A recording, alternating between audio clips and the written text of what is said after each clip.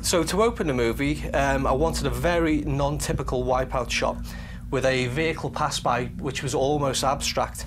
So if you're a long-time fan of the series and think back to the original backstory for Wipeout, it's also a metaphor for a particular moment in the life of Pierre Belmondo, the creator of anti-gravity technology. Wipeout 2048 is all about going back to where it began, so we thought it'd be really cool to include some visual references like this one that are metaphors to emphasise that point.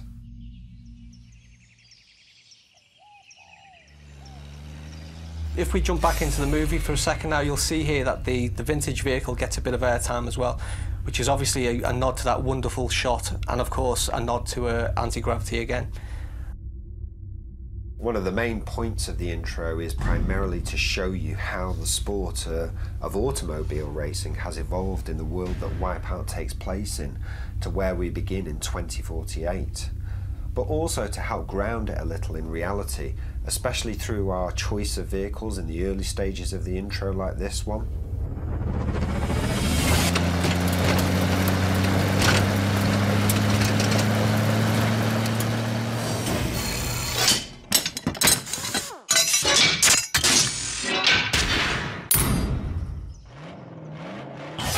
The next transition takes us to an intermediate stage. We call this shot Blueprint. It's kind of like the design that actually never made it into real life. The next stage we go into a transition into the open-wheeled contemporary racing category.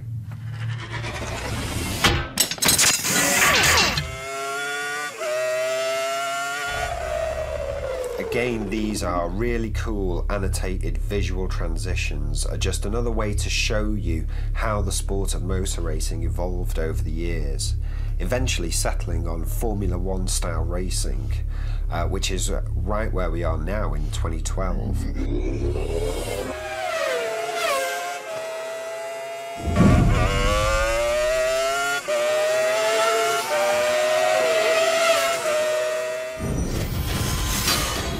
So if you blinked, you may have missed the Pfizer logo appearing in the top left corner there. If you know your Wipeout history, then you'll know that Pfizer is one of the longest running teams in the sport.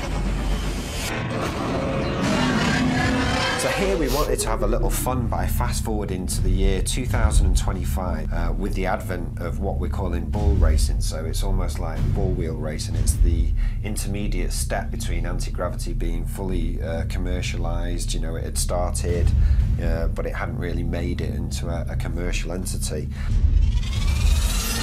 You'll see in this sequence that the vehicles actually drive up the side of the wall. What we didn't want to do at this stage is say that this is AG right now. This is still very much a surface-based racing game, so the mag strip stuff was obviously the next phase that we go into. Okay, and now the money shot, the Pfizer Speed AG Racer, where we arrive on the starting grid in 2048 for the birth of the Anti-Gravity Racing Championships and a quick glimpse of Nova State City.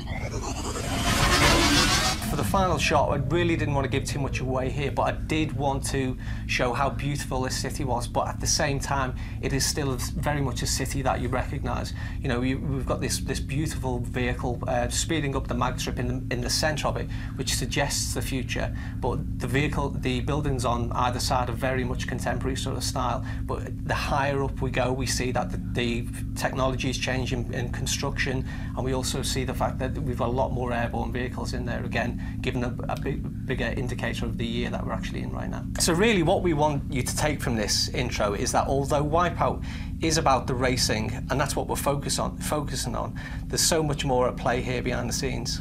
Absolutely, you know, I think the world it takes place in is vast, and you know, we all feel it has such a richly detailed history, and we feel really that we're only just scratching the surface by going back to where it all began, particularly with Wipeout 2048. And with that in mind, watch this space, you know, maybe there's possibilities in the future for where we could explore further.